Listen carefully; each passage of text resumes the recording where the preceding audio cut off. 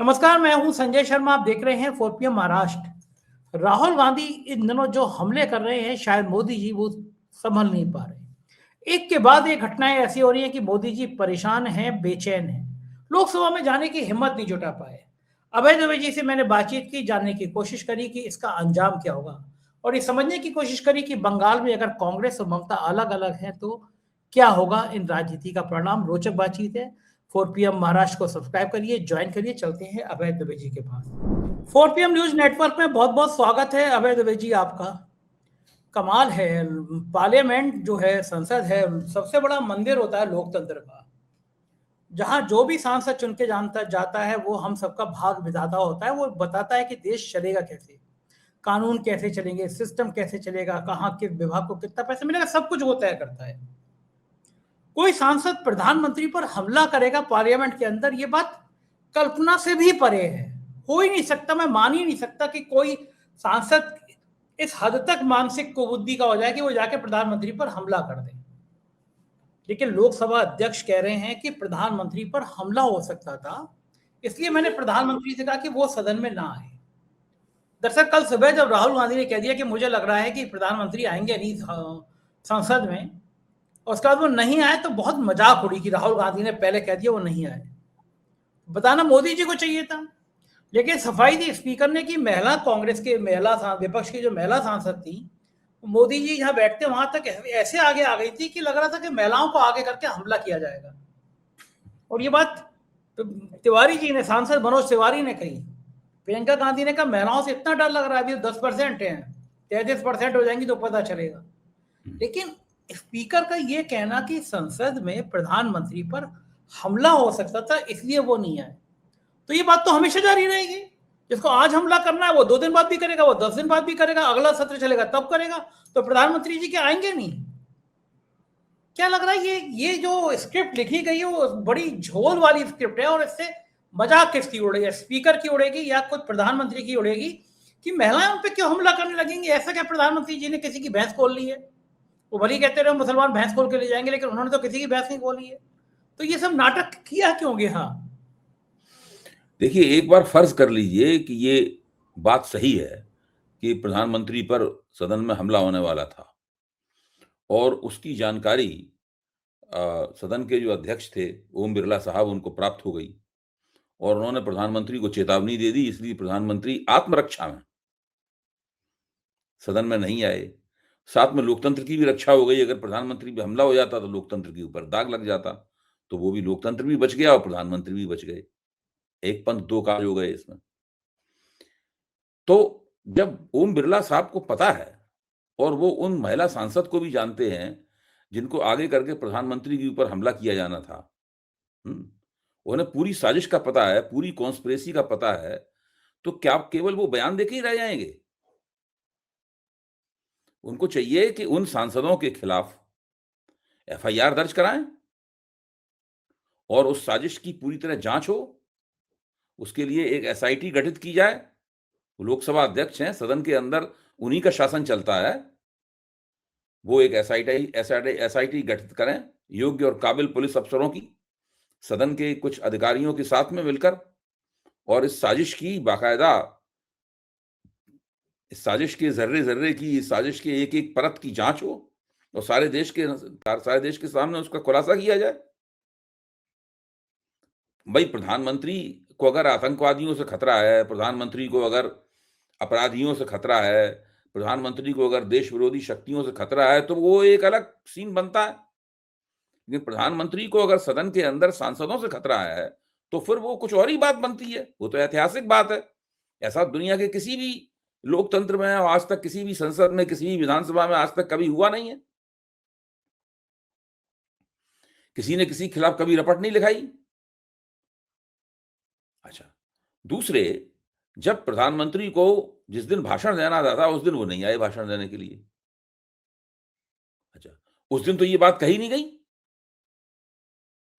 जब प्रधानमंत्री के ऊपर छींटाकशी शुरू हो गई इस बात को लेकर, और ये आई कि प्रधानमंत्री के पास कहने के लिए कुछ नहीं है और ये नहीं आए सदन में, और वो ये तक राहुल गांधी ने कह दिया कि मुझे पता है कि वो आके कुछ नहीं बोलेंगे, उनके पास है ही नहीं कुछ बोलने के लिए। उसके बाद में भाजपा इस तिकड़म को लेके आई ये दूसरा पक्ष है मेरे विश्लेषण का। पहला पक्ष तो वो है कि फर्ज कीजिए ये सही है, और दूसरा पक्ष ये है, उसके बाद प्रधानमंत्री सदन में नहीं आए, उसको एक सनसनीखेज मोड़ देने के लिए इस प्रकार की बातें की जा रही हैं। और इस प्रकार की बातें कह के जो लोकसभा अध्यक्ष हैं वो पतली गली से नहीं निकल सकते। उनको कुछ ना कुछ इसके ऊपर कार्रवाई तो करनी होगी। सदन के भीतर ही कोई जांच करवा लें, या सदन की कोई स्टैंडिंग कमेटी इस पे गठित करवा दें कि भाई प्रधानमंत्री की सुरक्षा सदन के भीतर कैसे की जाए, इसके लिए सुझाव मंगाए जाएं। भविष्य में ऐसा ना हो, वरना प्रधानमंत्री तो अपनी सुरक्षा के डर से आएंगे नहीं सदन में, लोकतंत्र की बड़ी दिक्कत हो जाएगी फिर तो। सही बात है, वो आएंगे नहीं, डरेंगे तो तो। प्रधानमंत्री की विशेष सुरक्षा हो जाए, उनके आसपास कुछ मार्शल्स नियुक्त कर दिए जाएं, कुछ तो हो। प्रधानमंत्री मार्शलों की सुरक्षा में बैठें और उसी के अंदर से बोलें और सदन की कार्रवाई में हिस्सा लें। अगर वो कुछ भी नहीं करेंगे और विपक्ष के ऊपर आरोप लगाएंगे, तो उनका आरोप या तो एक छिछला आरोप होगा और फिर उसका मजाक भी उड़ाया जाएगा। ये भारतीय जनता पार्टी वाले क्या समझते हैं भाई? ये समझते हैं कि इस प्रकार की ये बातें करते रहेंगे और इनकी बातों की कोई पोल नहीं खोलेगा, कोई इनको ऐसी बातें करने दी जाएंगी। जो मन में आया आज ये लोग करते हैं बातें। और ये ओम बिरला साहब हैं, इनको अपनी वो भारत की लोकसभा के अध्यक्ष हैं, इसको उसकी प्रतिष्ठा का बिल्कुल उन्हें ख्याल नहीं है। एक बचकाने किस्म का जासूसी उपन्यास लिख रहे हैं, उससे भी ज्यादा खतरनाक। आप सोचिए ना कि एक महिला उनके पास तक चली आई थी और वो तो क्या इसका मतलब रहा इसका? और उस तरह की कार्रवाई इनके खिलाफ प्रधानमंत्री के खिलाफ कोई राज्यसभा में क्यों नहीं कर सकता? ठीक बात है, लोकसभा में उन्होंने आज भाषण भाषण दिया। तो ये तो सही कोई बात तुक है। ही नहीं है इस बात की, सब लोग इसके ऊपर हंसेंगे भाई, इस बात के ऊपर। कैसे प्रधानमंत्री हैं, कैसे लोकसभा अध्यक्ष हैं, किस प्रकार की बातें करते हैं, क्या-क्या बोलते हैं। और ये भी देखिए कि भारतीय जनता पार्टी, बस ये जो पूरा बजट राष्ट्रपति का अभिभाषण जो खराब हुआ है, उसके ऊपर चर्चा जो खराब हुई है, ये कैसे खराब हुई? ये तेजस्वी सूर्या के भाषण से खराब हुई। तेजस्वी सूर्या ने जो भाषण दिया, उसके बाद से बात बिगड़ गई। अच्छा, अब सवाल इस बात का है कि भाजपा को क्या खपत है कि वो लगातार आज लोकसभा में भी जवाहरलाल नेहरू को आड़े हाथों ले रहे थे, और कांग्रेस को आड़े हाथों ले रहे थे प्रधानमंत्री। क्या खपत है भाई? क्या इन्हें सरकार इसलिए जनता इन्हें इसलिए वोट देती है कि कांग्रेस को इस प्रकार की बातें बोलते हैं, या कांग्रेस को जो वोट कम मिलते हैं इनके मुकाबले, क्या इसलिए मिलते हैं कांग्रेस को वोट क्योंकि नरेंद्र मोदी ने कांग्रेस को ऐसा बता दिया, जवाहरलाल नेहरू को ऐसा बता दिया उन्होंने? अब आप भाषण की शुरुआत करते हैं प्रधानमंत्री, इस देश का तेज विकास हो रहा है, तेज गति से देश का विकास हो रहा है, अब हम उस जगह पहुंच गए हैं जब हम रुक नहीं सकते। ऐसे वैसे बोलते हैं। अब आप सोचिए, हम उस जगह पहुंच गए, अब हम रुक नहीं सकते। अब आप ये सोचिए, देश का तेज विकास हो रहा है। और सुनिए, जो भारत के प्रधानमंत्री की जो आर्थिक सलाहकार परिषद है, उसके एक सदस्य थे प्रोफेसर रतन रॉय। वो 13वें वित्त आयोग के भी आर्थिक सलाहकार रहे। बहुत पढ़े लिखे आदमी हैं, विदेशों से पढ़े, दिल्ली में जवाहरलाल नेहरू यूनिवर्सिटी से पढ़े, सेंट स्टीफन से पढ़े और विदेशी विश्वविद्यालयों से पढ़े, बड़े मशहूर अर्थशास्त्री हैं प्रोफेसर रतन रॉय। तो उन्होंने पूरा जोड़-बाकी करके बताया है कि भारत की अर्थव्यवस्था का आकार 2016 के बाद से लगातार सिकुड़ता जा रहा है। आप सोचिए, प्रचार ये है कि हम दुनिया की इतनी बड़ी अर्थव्यवस्था बनने वाले हैं, उतनी बड़ी बनने वाले हैं। मैं तो लगातार भ्रमित हो जाता हूं कि हम तीसरी बनने वाले हैं कि चौथी बनने वाले हैं, हम 7वीं हैं कि 6वीं हैं कि 5वीं हैं। ऐसा ड्रामा चलता है पूरा का पूरा, यही सब चलता रहता है। लेकिन इतना बड़ा अर्थशास्त्री स्वयं कई साल तक प्रधान नरेंद्र मोदी की ही आर्थिक सलाहकार परिषद का सदस्य रहा, 13वें वित्त आयोग का भी आर्थिक सलाहकार रहा। वो जोड़-बाकी करके ये बता रहा है कि भारत की अर्थव्यवस्था का आकार लगातार सिकुड़ता जा रहा है। और उस आकार को नापते हुए कैसे हैं? मैं 4 पीएम के दर्शकों के लाभार्थ ये बता देता हूं। अर्थव्यवस्था के सारे खर्चे को जोड़ लीजिए, अर्थव्यवस्था एक साल में, एक वित्तीय वर्ष में जितना भी खर्चा अर्थव्यवस्था करती है, अर्थव्यवस्था में होता है, गवर्नमेंट ऑफ इंडिया करती है, भारत सरकार जितना भी खर्चा करती है, सब कुछ जोड़ लीजिए। फिर जो जीडीपी रहा है, जो कुल घरेलू उत्पाद रहा है, उससे उसके मुकाबले रख के उसका परसेंटेज निकाल लीजिए। वो अर्थव्यवस्था का आकार हुआ। तो वो क्रमशः बताते हैं कि 2017 में जो अर्थव्यवस्था का आकार था, 2019 में नहीं रहा। फिर 2021 में कोविड जब आ गया, तो थोड़ा सरकार ने बड़े पैमाने पर खर्चा किया, अर्थव्यवस्था का आकार थोड़ा बढ़ा, लेकिन उसके बाद वो टिक नहीं पाया और उसके बाद से लगातार गिर रहा है। और अभी वित्त वर्ष 2027 में अर्थव्यवस्था का आकार 2016 में जो आकार था, उससे थोड़ा-सा ही बड़ा रह गया। आप सोचिए, क्या हो रहा है? फिर वो ये कहते हैं, प्रोफेसर रतन रॉय ये कहते हैं कि 3 प्रमुख समस्याएँ हैं अर्थव्यवस्था की। पहली समस्या ये है कि लोगों को जो पढ़े-लिखे कुशल युवा हैं और अकुशल युवा हैं? उन दोनों को वो नहीं मिल रही, उन दोनों को नौकरियाँ नहीं मिल रही हैं। ये एक बहुत बड़ी समस्या है। दूसरी समस्या ये है कि आम तौर पर लोगों की तनख्वाहें जो हैं, रियल वेजेस, तनख्वाह का मतलब ये नहीं कि साल में एक बार इंक्रीमेंट मिल जाता है, तनख्वाह बढ़ जाती है। रियल वेजेस वो होते हैं कि जिसमें इन्फ्लेशन वगैरह के मुकाबले आप सब देखते हैं कि वास्तव में तनख्वाह बढ़ी कि नहीं बढ़ी। हुँ? तो वो रियल वेजेस जो हैं वो भारत में नहीं बढ़ रहे हैं, ना प्राइवेट सेक्टर में, कहीं किसी भी क्षेत्र में, वो नहीं बढ़ रहे हैं। और अधिकतर क्षेत्रों में उत्पादकता का ह्रास हो रहा है, उत्पादकता का क्षय हो रहा है, उत्पादकता घट रही है। अगर आप वास्तव में 2047 तक भारत को वो एक विकसित राष्ट्र बनाना चाहते हैं, जो नरेंद्र मोदी का लक्ष्य है, तो कम से कम हर बजट को और सरकार को नीतिगत रूप से इन 3 समस्याओं के ऊपर विचार करना होगा और इसके लिए उन्हें रास्ता खोजना होगा। पहली समस्या दोबारा दोहरा दूं, लोगों की वास्तविक वेतन, जो रियल वेजेस हैं, वो बिल्कुल नहीं बढ़ रहे हैं, वो जड़ता के शिकार हो चुके हैं, या तो रुक गए हैं या नीचे गिर रहे हैं। दूसरे, कुशल और अकुशल बेरोजगारों को नौकरी नहीं प्राप्त हो रही है और अधिकतर क्षेत्रों में उत्पादकता नीचे गिर रही है।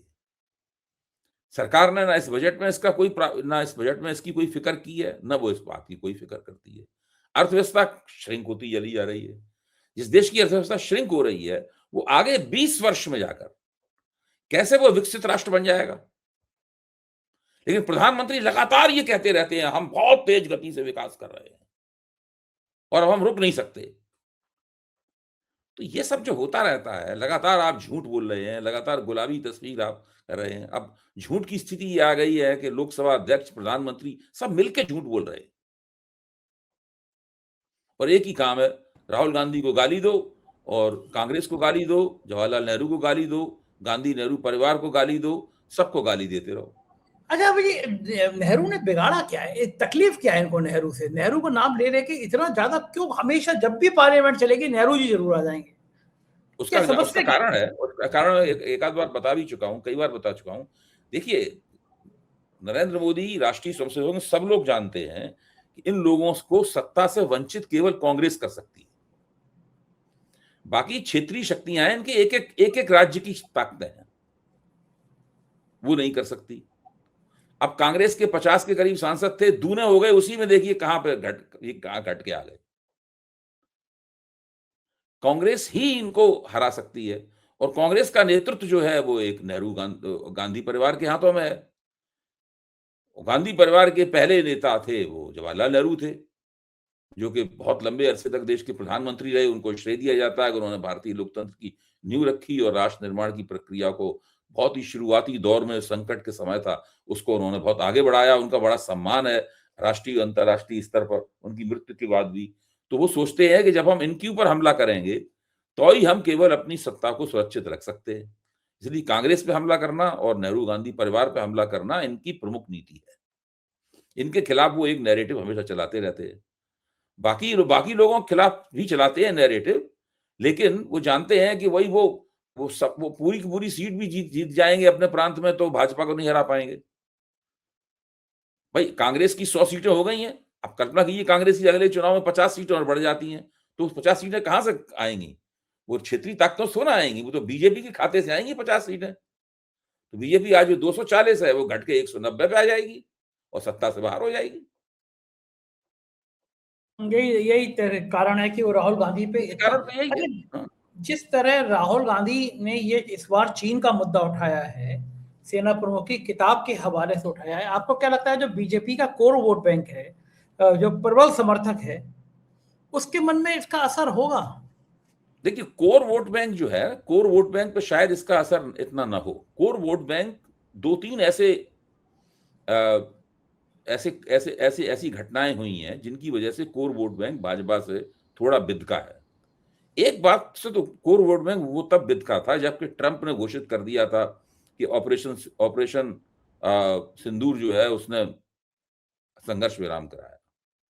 ये भारतीय जनता पार्टी का जो भक्त लोग हैं उनको भी बुरी लग गई थी बात, इस बात, और इस बात का कोई निवारण नहीं हो पाया आज तक। अगर उसी वक्त करारा जवाब दे दिया जाता उसको तो फिर वो संतुष्ट हो जाता। वो बात मैं मानता हूं कि सबके दिमाग में दर्ज है। दूसरी दूसरी बात ये वाली, एक अभी ये घटना हो गई, यूजीसी की इक्विटी कमेटी वाली घटना हो गई। इसने तो कोर वोट बैंक को सड़कों पर ही ला दिया, और उसने तो इस बार तो हालत यहां तक बिगड़ गई, उसने प्रधानमंत्री को और गृह मंत्री को बड़ी उसने गालियां दी। उसने उनके तस्वीरों का अपमान किया, उनके चित्रों का अपमान किया, और भाजपा की मृत्यु की घोषणा कर दी। वो कहा अब तो 13वीं होने वाली है। उस तरह तैयार हो रहा है उनका सिर घोंटने के लिए, जो मृत्यु भोज के बाद होता है। तो ये दो बातें, घटनाएं ऐसी हुई हैं जिससे भाजपा का कोर वोट बैंक विचलित हुआ है, अपनी जगह से हिला है, और यहां तक के मुंह खोलकर उसने बहुत लानत मलामत इनकी बहुत बुरी तरीके से की है। अब मार्च में फिर से उस मुकदमे की सुनवाई सुप्रीम कोर्ट करेगा। अभी एक बार तो बच गए ये लोग, लेकिन मार्च में सुनवाई करेगा तो क्या करेगा? सुनवाई करेगा तो या तो ये पक्ष या वो पक्ष, किसी ना किसी को बुरा लगना लाजमी है। डेट लग जाएगी, फिर डेट बढ़ जाएगी। हाँ, डेट बढ़ जाएगी। कब तक बढ़ाएंगे? आखिरकार वो समस्या तो अगर डेट बढ़ाई लगातार, रोक लगातार लगी रही उसके ऊपर, तो जो SC ST वाला पक्ष है उसको बहुत बुरा लगेगा। हाँ, पिछड़ी जाती है, उनको लगेगा कि ये तो SC अध्यादेश ST लिया है सरकार, अध्यादेश लिया है, अध्यादेश लाके पारित कर दे। हाँ, बात तो ठीक है। राज्यसभा में भी प्रधानमंत्री गए और भाषण में वो सीधा सीधा राहुल गांधी पर, खड़गे जी ने कह रहे थे कि आपकी उम्र ज्यादा, बैठे बैठे नारे लगा लीजिए, आपके पीछे तो युवा नारे लगा ही रहे, मेरा विरोध कर रहे हैं। इस तरह के कमेंट खड़गे जी पर भी।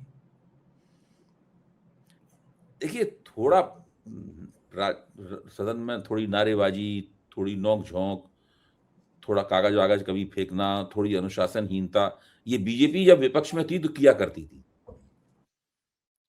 खुद अरुण जेटली और सुषमा स्वराज वगैरह सब, ये तब तो नरेंद्र मोदी सीन पे थे ही नहीं, ये तो अपने गुजरात में रहा करते थे, और मेरे ख्याल से इनकी कल्पना भी नहीं होती थी इनको कि कभी देश के नेता बनेंगे। तो जब भाजपा विपक्ष में रहकर सदन नहीं चलने देती थी, और जब कहा जाता था अरे भाई आप सदन ही नहीं चलने देते, तो अरुण जेटली का एक बिल्कुल बना बनाया जवाब था अरुण जेटली का। वो कहते थे कि भाई ये सदन चलाना तो सरकार का काम है, हमारा काम नहीं है। तो वो बात अब इनसे भी कही जा सकती है, और थोड़ा बहुत सदन में ये सब चलता है। इससे कोई, मैं अगर उन्होंने खड़गे जी से कह दिया कि आप बड़े बुजुर्ग हैं, खड़े होकर नारा लगाएंगे तो आपको मुझे कष्ट होता है, तो उसमें मैं कोई इसको बुरी बात नहीं मानता। ठीक है, चलिए, ये सब छीटाकशी वगैरह चलती रहती है। प्रश्न इस बात का है कि भाई आप ये जो एक पूरी राजनीति है कि हम लगातार, कोई भी आप आंकड़ा दीजिए, कोई तर्क दीजिए, कोई भी लगातार झूठ बोलते रहेंगे, ये बहुत कमाल की बात लगती है मुझे। देखिए सब सरकारें कुछ ना कुछ, मैं ये नहीं कहता इससे पहले वाली सरकारें हमेशा सच्चाई बोलती थी। इंदिरा गांधी भी कहती थी गरीबी हटाएंगे, हम गरीबी हटा रहे हैं, नहीं हटाती थी गरीबी, वो भी जानती थी कि झूठ बोल रही है, मतलब वो भी एक झूठ था एक तरह का। तो बहुत सी सरकारें बहुत से झूठ बोलती हैं, लेकिन इस सरकार ने सारी सीमाएं उसकी त्याग दी। एकदम ठीक कह रहे हैं। इधर एक बड़ा राजनीतिक फैसला कांग्रेस ने कहा है कि हम बंगाल में अकेले चुनाव लड़ेंगे। ममता बनर्जी मोर्चा संभाल रही है एसआईआर का और उन्होंने कह दिया कि हम अकेले लड़ेंगे। मेरे ख्याल से बीएमसी का चुनाव अकेले लड़के नुकसान हुआ। अगर उद्धव राज और कांग्रेस महाराष्ट्र में लड़ते अकेले, ना लड़के एक साथ लड़ते, तो शायद नतीजे कुछ और आते। आपको लगता है बंगाल में कांग्रेस का अलग लड़ना ममता को फायदा पहुंचाएगा, नुकसान पहुंचाएगा, या साथ लड़ना चाहिए था? क्या आपका है और क्यों फैसला लिया गया होगा? देखो, पिछले चुनाव में भी कांग्रेस अलग अलग लड़ी थी, तब भी ये तर्क आया था कि कांग्रेस के अलग लड़ने से विपक्ष को नुकसान नहीं है वहां पर कलकत्ता, क्योंकि ममता बनर्जी पिछली बार 10 साल हो चुके थे उन्हें सत्ता में, अब 15 साल हो चुके हैं। तो कोई भी मुख्यमंत्री हो, अगर लगातार इतने दिनों तक सत्ता में रहेगा तो कुछ ना कुछ उसके खिलाफ एंटी इनकम्बेंसी जमा होगी। तो अगर एंटी इनकम्बेंसी के दावेदार एक से ज्यादा होंगे तो हमेशा सत्तारूढ़ दल को आसानी होती है चुनाव में निकल जाने में। अगर आप सोचिए कांग्रेस और ममता बनर्जी में एकता हो जाए और सीपीएम भी उस मोर्चे में शामिल हो जाए कि भाई ये वाम और सेकुलर ताकतों का एक मोर्चा बन गया बंगाल में, तो जितनी भी एंटी इनकम्बेंसी होगी सारी की सारी भाजपा के पास चली जाएगी।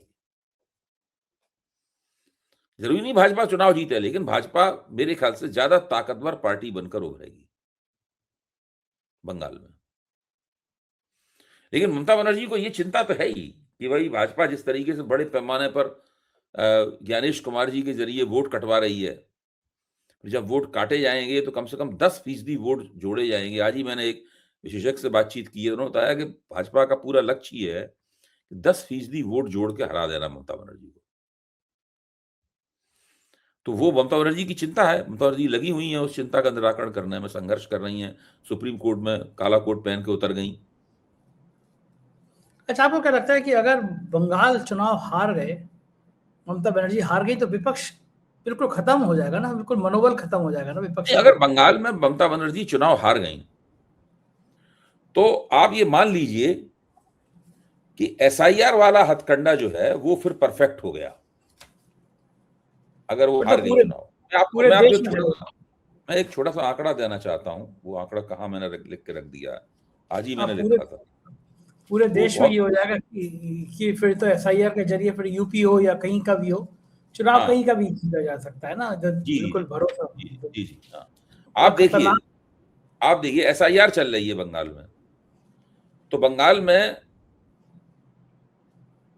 भारतीय जनता पार्टी के पास कितने बीएलए हैं? 61,451 बीएलए हैं भाजपा के पास। भाजपा ने 61,451 बीएलए मैदान में उतारे हुए हैं। सीपीएम के पास कितने हैं बीएलए? 49,436। सीपीएम भी बड़ी पार्टी है, बहुत दिन तक शासन किया है बंगाल में। टीएमसी के पास कितने बीएलए हैं? 77,867। यानी भाजपा टीएमसी से बीएलए के मामले में काफी पीछे है। तो जो संगठन का आकार है टीएमसी का, वो भाजपा से काफी बड़ा है वहां पे बंगाल में। तो भाजपा के कामयाब न हो पाने की ये भी वजह है। गौतम लाहिड़ी जो कि बंगाल के बड़े प्रतिष्ठित पत्रकार हैं, उन्होंने अभी मुझसे पिछले दिनों कहा कि भाई देखिए बंगाल में 70,000 करीब बूथ हैं, उनमें भाजपा के पास 40-45 हजार से ज्यादा बूथों पे कार्यकर्ता नहीं है तैनात कर पाए भाजपा। तो उसका आकार ही बड़ा है, टीएमसी का बड़ी पार्टी है, सबसे बड़ी पार्टी है। बंगाल के कोने कोने में उसके पास शक्तियां हैं जो भाजपा के पास नहीं है।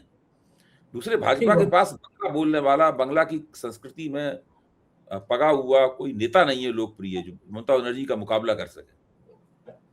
ठीक बात है, ये परेशानी तो आनी है। बहुत परेशानी है, ये वैसे नहीं जीत सकते। ये अगर जीतेंगे तो उसके पीछे कोई बड़ी तिकड़म होगी। सही बात है, और उसमें तो कोई माहिर है गुजरात लॉबी। देखते हैं, हम लोग बात करते रहेंगे। बहुत बहुत शुक्रिया अभय जी, आपने समय दिया, बातचीत की। Thank you. ये थे अभय दुबे जी। पूरी बातचीत आपने सुनी, कैसी लगी बातचीत बताइएगा जरूर। शुक्रिया, थैंक यू।